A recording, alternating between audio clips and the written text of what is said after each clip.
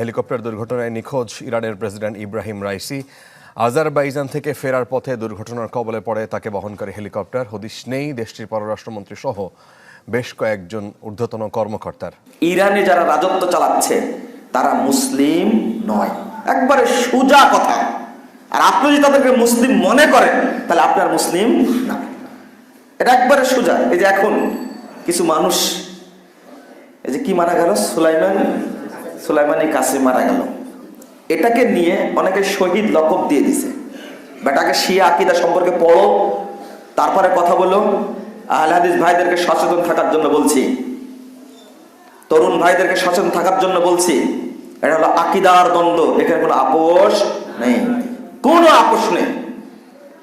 যারা নবী মুহাম্মদ সাল্লাল্লাহু আলাইহি সাল্লামকে নবী মানে না, আলীকে নবী মানে, তারা মুসলিম নয়। আরে কাদিয়ানীকে সহ্য করতে পারি না। কাদিয়ানীরা বলে কি মুহাম্মদ নবী, তো শেষ নবী না, ওরা তো স্বীকার করে, এরা তাও স্বীকার করে না। ওরা বলে যে প্রথম খলিফা হতেন আলী, কিন্তু আয়েশার চক্রান্তে খলিফা হয়েছে আবু বকর। নাউজুবিল্লাহ। বলেন তো, আয়েশা রাদিয়াল্লাহু আনহা কি চেয়েছিলেন বাপ খলিফা হবে? এটা কি চেয়েছিলেন? কোনো সময় চাননি, কিন্তু এটা আল্লাহ প্রদত্ত, খলিফা হবেই। আয়েশা কি করবে? অথচ উম্মাহাতুল মুমিনিন, আল্লাহু আকবার, তিনি আমাদের মা। এই শিয়ারা এখনো তাকে মনে করে জেনাকারিনী মহিলা। এটা ওরা চায় তার কবর উঠায়া তাকে ইহুদি খ্রিস্টানদের গোরস্থানে কবর দেওয়া হবে। ওসমান রাদিয়াল্লাহু আনহু কবরটা উঠায়া ওরা কবর দিবে সেই ইহুদি খ্রিস্টানদের কবরস্থানে। তারা এখনো চায় এটা। কিছুদিন আগে এই খমিনি রাসূলের কবর জিয়ারত করতে যেয়ে রাসূলকে সালাম দিয়েছে, কিন্তু আবু বকর আর উমরকে সালাম দেয়নি। আপনি ভাবতে পারেন, তারা নামাজ পড়ে না, সালাত পড়ে না মসজিদে নববীতে, কারণ আবু বকর আর উমরের কবর আছে। তাই কবরকে বের করে ফেলেন। যারা মনে করে যে আবু বকরের হাতে বায়াত করে সমস্ত সাহাবী তারা সবাই কাফের হয়ে গেছে, তারা কাফের বিশ্বাস করে। আপনি তাকে মুসলিম বলেন কি করে? কিভাবে মুসলিম বলেন? এত দরদ কেন? ইয়ামানের সালাফি আলেমদেরকে ডাইরেক্ট ধরে ছিলে, চামড়া ছিলে তাদেরকে গুলি করে ডাইরেক্ট হত্যা করেছে। যত আহলে হাদিস এলাকা ছিল, আপনারা তো আহলে হাদিস বললে ভালো চিনেন, ওই এগুলো বলে সালাফি, সমস্ত প্রতিষ্ঠান বন্ধ করে দিয়েছে এই হাউসি বিদ্রোহীরা। সিরিয়াতে যেখানে ইবনু তাইমের জন্ম, যেখানে ইবনুল কাইয়িমের জন্ম, যেখানে ইবনু কাসির রাহিমাহুল্লাহর জন্ম, যেখানে ইবনু হাজার আসকালানির জন্ম, সিরিয়াতে আলেম আর আলেম, এই সমস্ত জায়গাতে বাশার আল আসাদ এই শয়তানটা সালাফি আলেমদেরকে ধরে ধরে চোখ তুলে নিয়ে, কান কেটে নিয়ে, নাক কেটে নিয়ে, হাত পা কেটে নিয়ে অবশেষ জবাই করে হত্যা করেছে। তারা হাজার হাজার সালাফি ভাইদেরকে যখনই বুঝতে পারে এরা সুন্নি মুসলিম, তখনই প্রথম কাজ হলো তাকে গুলি করে হত্যা করা। তখন আপনার দরদ লাগে না? হারামাইন, অন্তত মক্কা মদিনার প্রতি মহব্বত থাকা উচিত মুসলিম হিসাবে, যে হারামাইনে দাজ্জাল ঢোকার সুযোগ পাবে না। সেই হারামাইন দখল করার জন্য এই সুলাইমানি কাসেমি চেষ্টা চালাইতো যে কিভাবে মক্কা মদিনাকে দখল করা যায়। তার প্রতি তোমার এত দরদ? হ্যাঁ, মারেছে আমেরিকা, কুত্তায় কুত্তায় দ্বন্দ্ব লাগছে, আমার কি ঠেলা লাগছে? তুমি এত দরদ দেখাতে গেলে কেন? তোমার ঈমান নাই? আমরা একটা বই বের করেছি, ইসলাম বনাম ফেরকাবন্দি। এই বইটার মধ্যে যত মতবাদ আছে, সিরাতে মুস্তাকিম বইটার নাম, যত মতবাদ আছে সব মতবাদের মুখোশ উন্মোচন করে দিয়েছে। তার মধ্যে সবচেয়ে বেশি লেখা আছে শিয়াদের সম্পর্কে, বড় আর্টিকেল।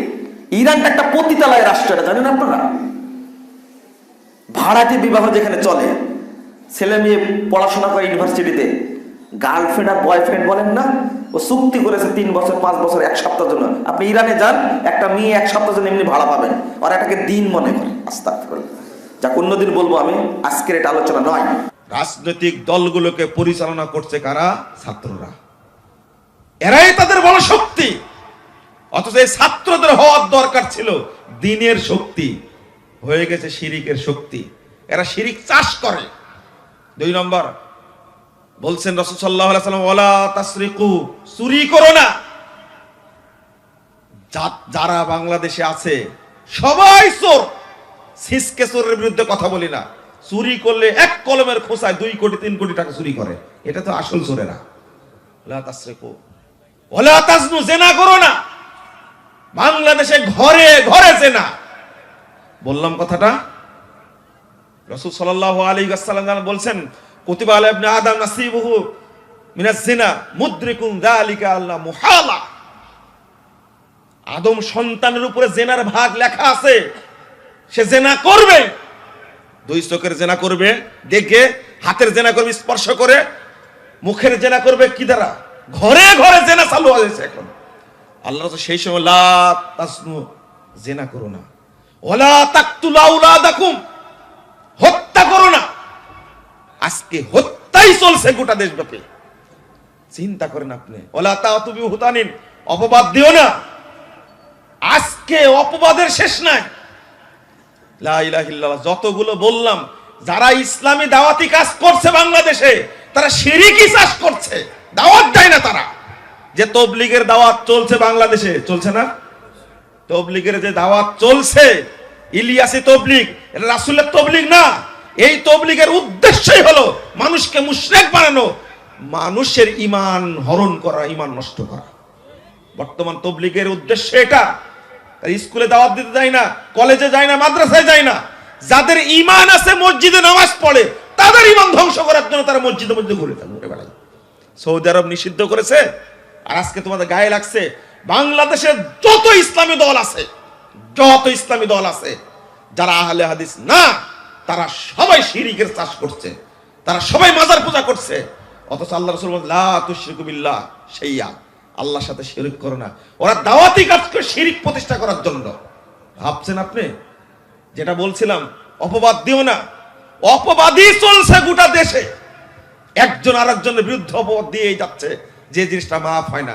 এমন কি যারা ইসলামী আন্দোলন করছে তারাও অপবাদ দিচ্ছে। এমনকি যারা ছোটখাটো ইসলামী সংগঠন করছে, যারা কর্মী, তারাও দিব্য অপবাদ দিচ্ছে। আজকে গাজীপুরে এসে শুনলাম যে আমার বিরুদ্ধে কিছু ভাই এতই নাকি গালিগালাজ করছে, এতই মিথ্যা কথা বলছে। আমি বললাম, যাক আলহামদুলিল্লাহ, তাদের জন্য মিথ্যা কথা বলা ফরজ হয়ে গেছে। আল্লাহ ফরজ করে দিয়েছেন এদেরকে, মিথ্যার পিছনে চলুক। চিন্তা করেন, এই ভাইরাস সব জায়গায় ঢুকেছে। ওয়ালা তাসরিকু, চুরির ভাইরাস। চুরির ভাইরাসকে হুজুরকে ধরেনি। কে বলেছে? শুধু দুর্নীতি করে তারাই। একজন বক্তা বক্তব্য দিতে এসে 80,000 টাকা নেয়, 50,000 টাকা আগে লেখা দেওয়ার সময় দেয়, মঞ্চে উঠার আগে 30,000 টাকা নেয়। এক বক্তার ভিজিট হলো 2 লাখ টাকা, দিনে 3টা করে প্রোগ্রাম করে। তাহলে কয় লাখ টাকা খায় একদিনেও? এ সিসকে চোর মনে করছেন না? বড় দুর্নীতিবাজ একটা, বড় হারাম করে একটা। মাদ্রাসায় যায়, 2 লাখ টাকা নিয়ে চলে আসে। হেলিকপ্টার ভাড়া হলো আরো 1 লাখ টাকা। কয় লাখ গেল? 3 লাখ গেল। আরে বাচ্চারা খেতেই বানায় এতিমখানা। তুমি বক্তৃতা দিতে এসে তোমাকে এত টাকা লাগে কেন? এত টাকা লাগে? তুমি কি হারামখোর? তুমি কি আমেরিকায় বাড়ি কিনছো নাকি? বক্তৃতার নামে চলছে বাণিজ্য, ব্যবসা চলছে। এরাও হারামখোর, এরাও চোর। বন্ধুরা আমার, কোন দিকে যাবেন? অথচ যে কর্মসূচি মুহাম্মদ সাল্লাল্লাহু আলাইহি ওয়াসাল্লাম দিয়ে গেলেন যুবকদের জন্য, একটি যুবক যদি এই কর্মসূচি গ্রহণ করে আর আগামী 10 বছর যদি চলে, বলুন, একজন বিসিএস ক্যাডার অফিসে বসে কখনো ঘুষ খেতে পারে না, কখনো হারাম খেতে পারে না। যে ছেলে পিতামাতার আয়ত্তে সুন্দর চরিত্র নিয়ে, মুহাম্মদ সাল্লাল্লাহু আলাইহি ওয়াসাল্লামের আদর্শ নিয়ে গড়ে উঠেছে, সে কখনো মানুষ হত্যা করতে পারে না, সে কখনো জিনা করতে পারে না।